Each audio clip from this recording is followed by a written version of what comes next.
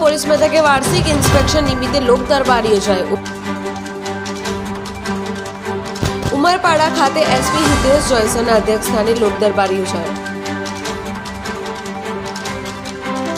DYSP બીકે વનાની ઉપસ્થિતિમાં યોજાયો। ગ્રામ્ય વિસ્તારોમાં ચાલતી શાળાઓ તેમજ આશ્રમ શાળાઓમાં જાગૃતિ લાવવા અને સાયબર ક્રાઇમ અંગેના કાર્યક્રમો યોજી જાગૃતિ લાવવી,